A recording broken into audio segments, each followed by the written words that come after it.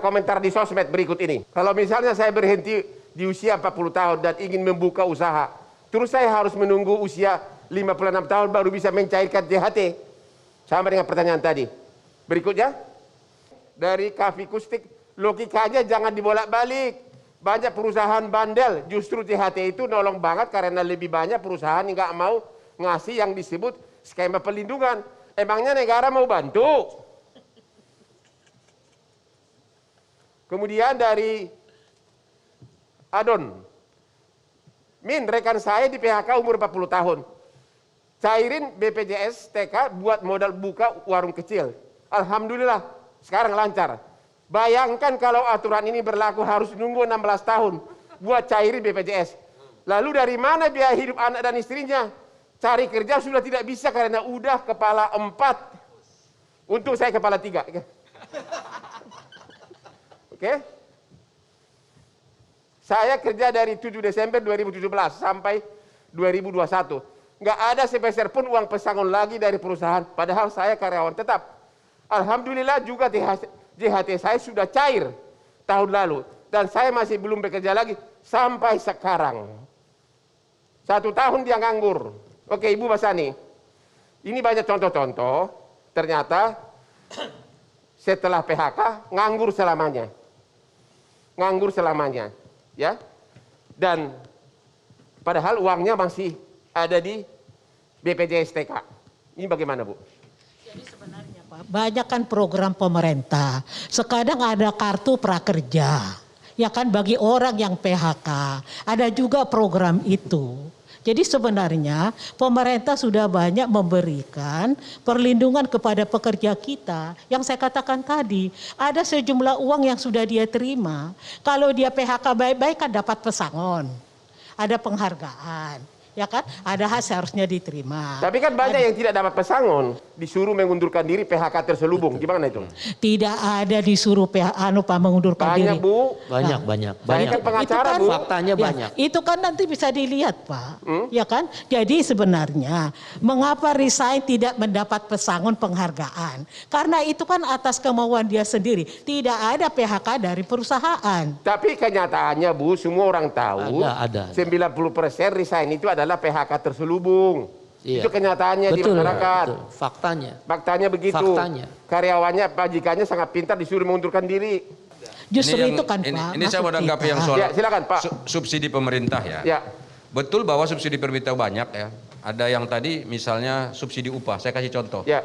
Subsidi upah ini dari data-data yang dimiliki oleh BPJS Tenagakerja waktu itu tidak semuanya ternyata tercover. Ada yang salah data, ada yang salah, akhirnya itu nggak dapat. Sebagian ya, ada banyak juga itu. Nanti pas saya dicek lagi datanya itu sampai jutaan juga nggak dapat.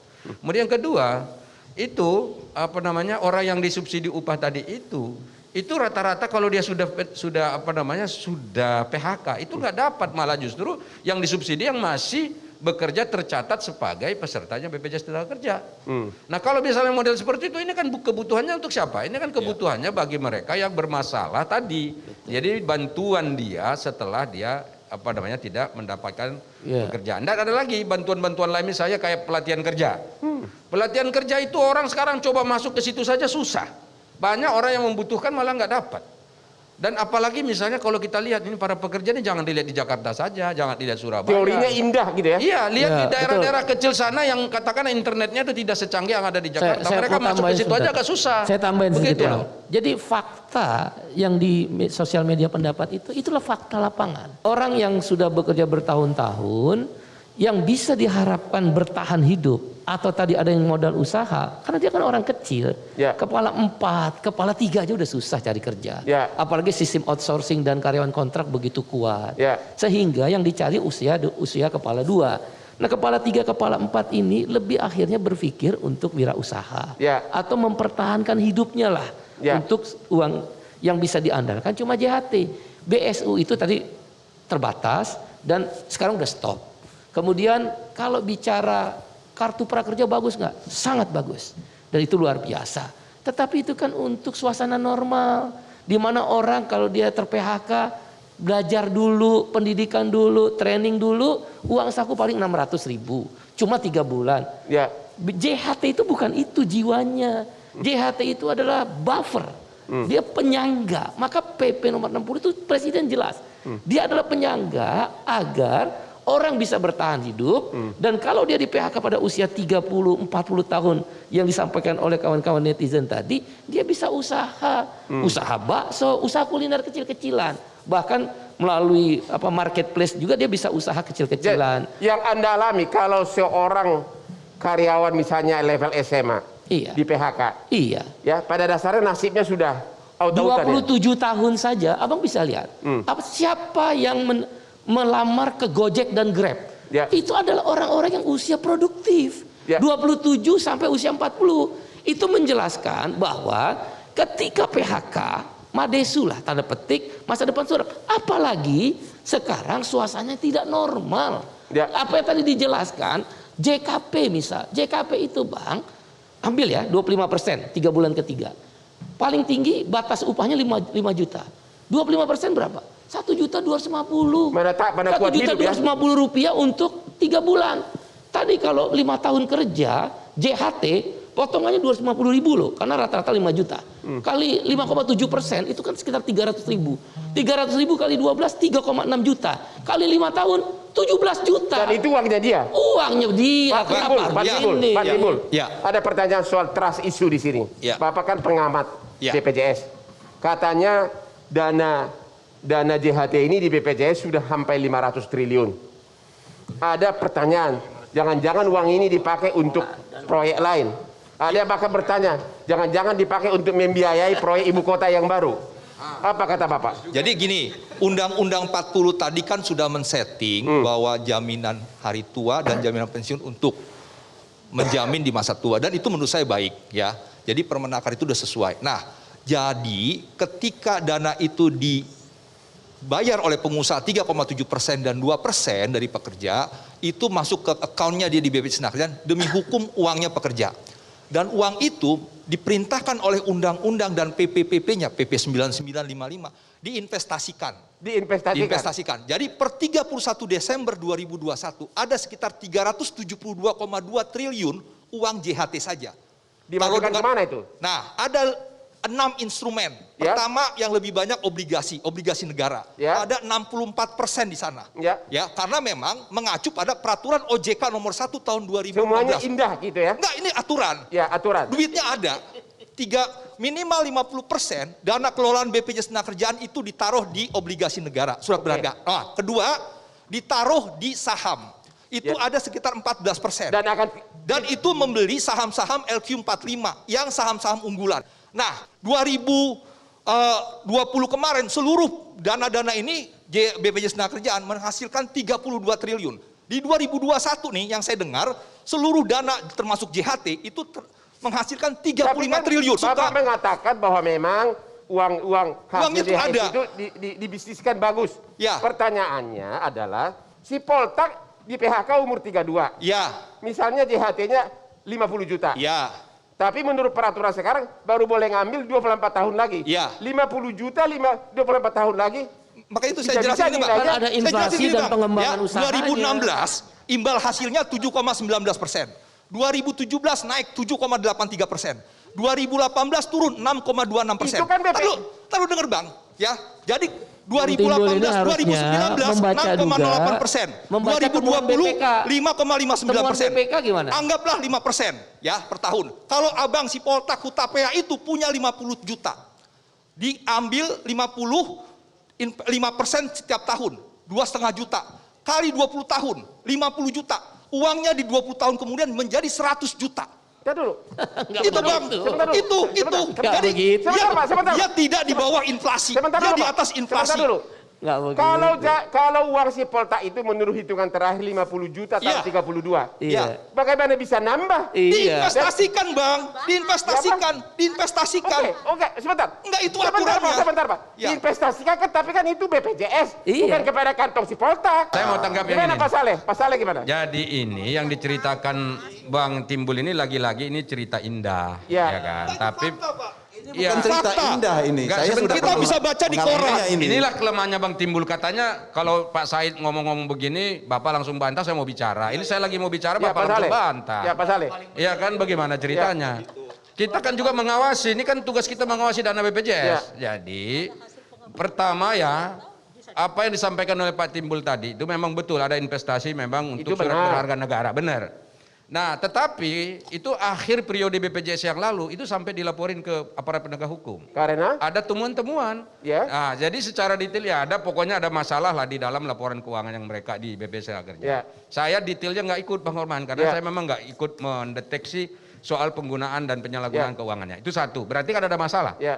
Yang kedua, itu kan diinvestasikan dalam bentuk surat berharga yang berjangka waktu. Dan atas nama BPJS. Atas nama BPJS. Bukan atas nama Kerja. Sipoltak. Bukan atas nama Sipoltak tadi. Sehingga uang Sipoltak nggak naik. Tapi kalau itu bisa dijawab karena itu memang ada virtual account masing-masing orang. Ya. Jadi nanti kenaikannya sesuai dengan virtual account itu. Tetapi bukan itu masalahnya. Ini kalau ras, Bang. Ya. Kalau misalnya ada PHK, rame-rame nih PHK. Kemudian orang pada mau minta nih sesuatu dari JHT tadi.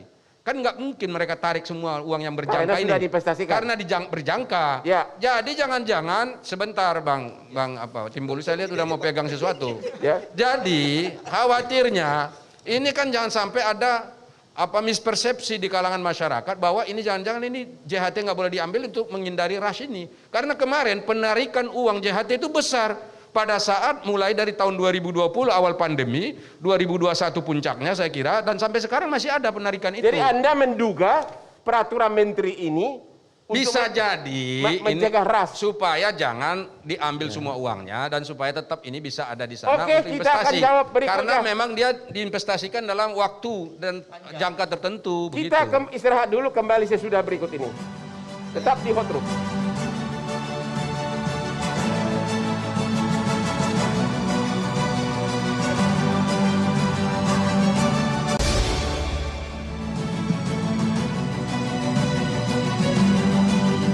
Kembali lagi di Hot Room, Pak Peter. Ada sinyalemen, ya, katanya buru-buru dibuat peraturan menteri ini untuk mencegah ras, untuk mencegah dicairkan ini dana JHT. Apa benar dari segi ekonomi ada alasan seperti itu? Kalau di logika bisa saja, tetapi kalau kita hitung nampaknya enggak, Bang. Dari mana Anda Pertama tahu? dari jumlah. Ya. Tadi kan jumlah dari yang kena PHK kan sudah terhitung dan itu sudah akumulasi yang lalu. Ya. Dan kalaupun mereka sudah mau mengambil, sudah mengambil yang lalu, Bang. Ya. Jadi kan ini kita bicara yang akan ke depan. Kan? Ya. Jadi kalau dilihat dari jumlah, nampaknya tekanannya tidak akan sebesar itu. Ya. Ya. Yang kedua, kalaupun ada tekanan, ya, bukan berarti investasi yang dilakukan oleh BPJS Ketenagakerjaan itu tidak bisa dicairkan. Ya, walaupun tadi investasinya jangka panjang, tapi kan di dalam pasar keuangan itu ada pasar sekundernya. Ya. Jadi bisa dicairkan, bisa diperjualbelikan, ya. Misalnya surat utang negara, wow banyak sekali yang mau beli, Bang. Ya. Karena surat utang negara kita itu memberikan return yang tinggi. Untuk BPJS Ketenagakerjaan, ya, ini kan ada pengawasnya nih, ada Pak Saleh juga yang ngawasin. Apa Asabri sama Asuransi Jiwasraya nggak ada pengawas? Masalahnya begini, ya. Walaupun itu diawasi, ya, kalau itu namanya penipuan atau rekayasa, bisa saja diawasi tapi tidak terlihat. Ya. Sekarang saya juga tidak menjamin bahwasanya BPJS Ketenagakerjaan karena saya tidak ikut mengawasi. Anda tidak menjamin bahwa BPJS itu pun kecolongan gitu? Saya tidak bisa menjamin karena saya tidak mengawasi. Jadi, fair. Ada ini. Tetapi mungkin ada Tambahkan BPJS sini, Bang, Ketenagakerjaan Watch. Pak Timbul, Ya. pertanyaannya begini. Ya. Asabri, Asuransi Jiwasraya juga diawasin Ya. oleh Menek BUMN. Ya. Ada pengawasnya. Ya. BPJS juga ada pengawasnya. Ya. Bedanya apa? Jadi BPJS Ketenagakerjaan itu diawasi oleh OJK, diawasi diaudit oleh BPK. Asuransi Enggak, ini dengar dulu ya Pak. Asuransi Jiwasraya Iya, juga diawasi iya. oleh OJK di Tapi bursa. faktanya semuanya memang diawasi, ada betul. Nah, Ada. faktanya sekarang ketika kita bilang ada kasus di Kejaksaan Agung, itu kan hanya terkait dengan unrealized loss, terkait dengan saham. Unrealized loss itu waktu betul 48 triliun karena IHSG-nya turun. Ya. Nah sekarang kalau IHSG udah 6.700, unrealized loss-nya itu turun. Itu kan hanya bagaimana bisnis kita beli saham. Kan kalau beli saham nggak mungkin naik terus, Bang. Ya. Naik turun. Itu namanya juga unrealized loss. Ya. Belum realisasi Tapi loss. unrealized Nah, ini loss pertama itu- ya. Tapi dari segi ekonomi ada Nah, loss. sekarang saya mau jawab Bang tentang Horman, tadi. nambahkan sedikit aja sebelum ke sana, Bang Timbul. Kalau di Jiwasraya, Asabri, kasusnya itu utamanya pada saham. Karena dia mainnya di saham gorengan. Ya. Gorengan. Tapi kalau tadi disebutkan oleh Bang Timbul tadi, struktur komposisi dari investasinya BPJS Ketenagakerjaan, utamanya ada pada SUN, pada utang negara, surat utang negara. Dan surat utang negara ini nggak bisa dipermainkan, Bang. Ya. Berapa persen dari dana? Tadi kan sudah saya sebutkan, berapa persen? obligasi itu sekitar 64%, Ya. saham itu 14%, reksadana itu 7%, deposito 12%. Nah, Jadi yang bisa dipermainkan hanya 14%. kalaupun beli saham, Bang, Reksadana juga bisa ya dimainkan. dimainkan reksadana Ya, saham tapi- ada. Enggak ya. gini, Bang, saya mau tanya, apakah ini dana karena ras? Saya mau katakan, rasio klaim itu 71%. Rasio klaim itu apa? Klaim dibagi iuran yang masuk. Iuran yang masuk 100 dikembalikan 71. Ya. Artinya dari sisi pendanaan tidak ada masalah. Kedua, saya mau katakan per 31 Desember datanya 2021, deposito itu 52 triliun. Artinya deposito itu liquid, bisa dicairkan 1 bulan, 3 bulan dan sebagainya. Bang Hotman, saya mau kasih tanggapan. Tidak ada Saya masalah kasih- terkait dengan kasih tanggapan kalau dulu. ketakutan ras. Nggak. Saya pikir dananya itu ada dan datanya itu ada. Seperti itu, Bang. Saya Pak kasih Peter, sebentar dulu. tanggapan. Apakah permen ini ada kaitannya, katanya APBN kita defisit? Ada kaitannya Hubungannya nggak itu, di Bang. Ada. Nggak ada hubungannya itu. Ada. Ya. Kalau menurut saya ada. Nggak ada. Ya, Ada. begini, saya jelaskan. Ada Kenapa ini nggak ada kaitannya. hubungannya? Ya. Karena ini masalah jaminan hari tua yang sumber uangnya adalah dari pekerja dan perusahaan. sana? Dan kemudian Itu pertama. uangnya dipakai gitu loh. Ya, dan kemudian itu dikelola oleh siapa? Oleh BPJS Ketenagakerjaan yang kalau dilihat tadi dijelaskan oleh Bang Timbul juga, pengelolaannya sampai saat ini terkategorikan baik. Ya. Yang kedua adalah bedanya dengan Jiwasraya adalah aliran kas untuk BPJS Ketenagakerjaan itu sekarang ini sangat liquid karena kepesertaan di BPJS Ketenagakerjaan sangat besar dan tidak berhenti. Beda dengan Kalau itu Asabri, diinvestasikan ke SUN, ya, kita kan tadi mengatakan APBN defisit. Kalau- Kalau SUN dicairkan berarti kan negara harus bayar. enggak. Saya kasih bukan komentar, seperti Bang. itu, Bang Hotman. Ini kayak Makanya pengamat saya sebutkan semua. tadi. Nggak ada suara burunya ini. Sebentar. Suara burunya Udah. hilang jadinya. Satu menit. Jadi silakan. kalau dia Habis ini. diperdagangkan di pasar sekunder tidak ada hubungannya, pemerintah harus membayar kembali. Jadi yang akan membeli adalah investor lain. Terima kasih. Begini. Kepada Pak Said. JHT itu dana segar. Ya. Makanya mau unrealized 100 triliun pun tetap liquid. Tiap bulan uang masuk, Ya. setiap tahun naik, Ya. jumlah peserta naik. Ya. Beda dengan Asabri dan Jiwasraya langsung ketahuan. Ya. Tapi kan kita nggak bisa biarkan 1 rupiah pun uang buruh dan pengusaha yang mengiur itu adalah korupsi. Ya. Nah oleh karena itu unrealized tadi saham yang kemudian tidak diberhentikan, kan tidak diberhentikan temuan dari Komisi 9 oleh direksi waktu itu. Mau seenaknya terus saja sahamnya turun, harus di-cut. Temuan BPK menjelaskan itu. Jadi Timbul jangan terlalu cerita yang indah-indah. Realitasnya ada persoalan. Nggak indah. Kami berpendapat bahwa betul ada ketidakcukupan dana di JHT akibat pandemi 2 tahun, orang kan ngambil JHT. Sehingga kecukupan dananya terganggu. Kemana itu? Itu yang temuan BPK harusnya dibentuk pansus. Bapak setuju dengan Pak Saleh gimana? Benar ada kecurigaan. Bukan kecurigaan, faktanya kenapa dana itu kemudian tidak boleh diambil, harus menunggu masa pensiun. Kenapa? Penjelasan dari netizen kan jelas. Jadi ini kan salah satu asumsi yang muncul dan berkembang di masyarakat. Ya. Tadi Menurut ini Bapak? dugaannya saya juga mungkin bisa jadi ini salah satu. Saya hanya mau mengatakan begini loh Pak Timbul. Uang yang liquid di Indonesia ini itu dipegang oleh 2 lembaga sekarang. Yang duitnya sampai di atas 500, yaitu BPJS Tenagakerja, satu lagi BPKH Pak, dana haji. Ya, itu hampir 500 juga bahkan lebih ya dana haji itu. Cuman tapi ini bukan uang pemerintah. Ini uang rakyat. Nah, karena itu kita harus menjaga ini. Kan masalahnya itu concern kita di situ. Kemudian yang kedua, ingat, BPJS Tenagakerja itu bisa dapat duit banyak itu bukan karena karya daripada direksinya yang begitu luar biasa, bukan. Tapi karena ada perintah undang-undang setiap pekerja yang bekerja di perusahaan tertentu dia harus wajib menjadi peserta BPJS. Karena dia wajib menjadi peserta BPJS, wajib membayar iuran. Jadi Anda berpendapat. Jadi karena itu ini, mohon maaf, karena dia memang diwajibkan seperti itu dan prestasinya itu sebetulnya menurut saya itu enggak biasa-biasa saja gitu. Karena itu kita harus hargai uang daripada pekerja ini. Oke, pertanyaannya, jadi sebagai anggota DPR, Anda juga berpendapat bisa juga terjadi seperti di Jiwasraya dan Asabri di penggunaan uang ini oleh BPJS. Jadi sebetulnya gini, kalau itu pertanyaannya, jawabannya pakai analogi saja, Bang. Ya. Itu BUMN saja itu banyak yang rugi, banyak bangkrut, Bang. Ya. Apa tidak diawasi itu?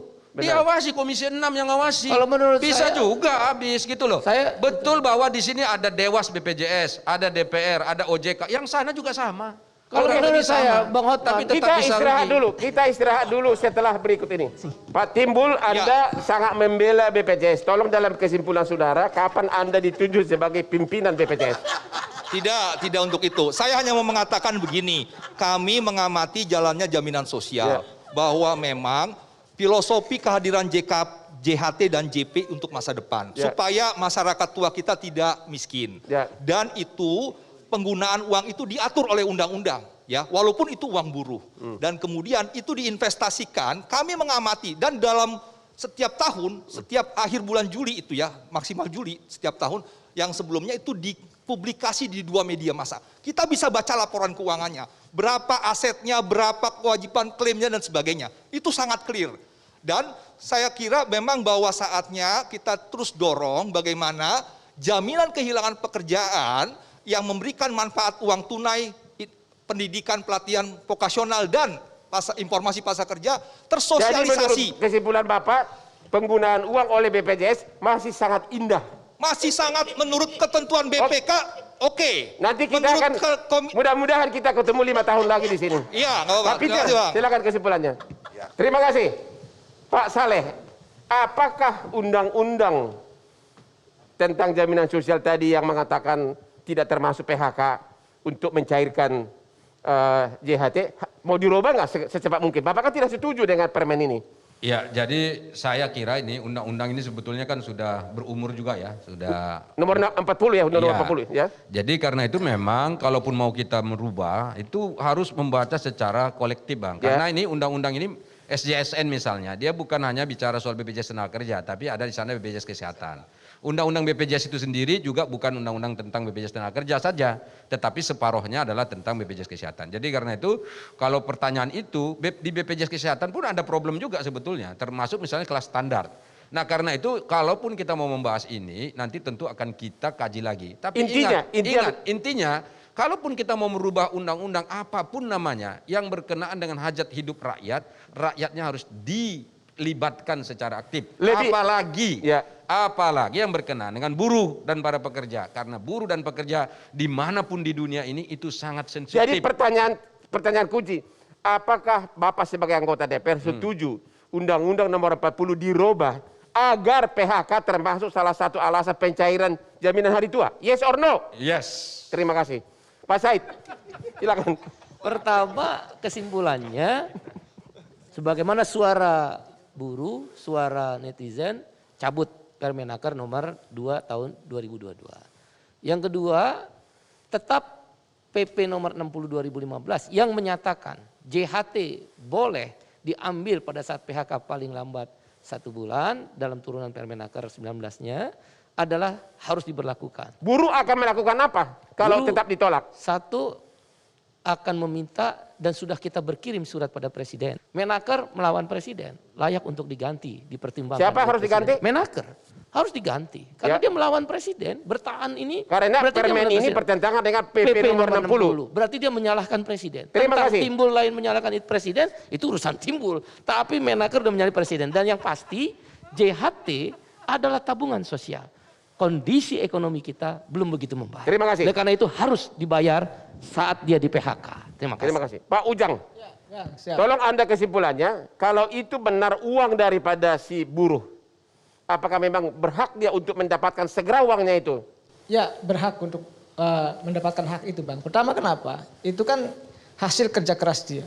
Dan dipotong dari gaji dia? Iya, dipotong dari gaji. Termasuk saya. Hasil kerja keras saya kan dipotong dari gaji saya setiap bulan sebagai dosen kan begitu. Artinya saya berhak untuk mendapatkan ketika saya misalkan pensiun ya kan dini atau saya mengundurkan diri dan lain sebagainya sesuai dengan ketentuan undang-undang. Tetapi yang saya ingin lihat Bang secara politik. Kalau ini tidak dicabut ya, ini akan terus seperti snowball. Ya kan menggelinding sebagai sebuah kekuatan besar bagi kaum buruh. Dan tentu yang repot adalah Pak Jokowi, citra Pak Jokowi akan jelek, akan negatif di mata para buruh. Buruh tadi seperti Bang Daulay katakan ya, bagaimana Omnibus Law gitu kan, undang-undang dicabut loh oleh MK, institusional bersyarat, lalu bagaimana upah minimum bermasalah, lalu terakhir sekarang upah JHT, mohon maaf. Ini kan buruh itu sudah jatuh tertimpa tangga. Ini menjadi persoalan, bahkan kita kaum intelektual pun, dosen pun kategorinya masih kategori pekerja. Dan ini memperjuangkan dan kita semua bersuara. Ya oleh karena itu momentum hot room ini ya kan adalah momentum bagaimana permen itu ya dicabut. Sebagaimana tuntutan daripada para buruh yang dikomandai oleh Bang Said begitu Bang. Terima kasih. Kesimpulannya adalah dalam membuat peraturan tidak boleh dilupakan bukan hanya aspek formalitas hierarki perundang-undangan yang dipikirkan, tapi juga aspek keadilan.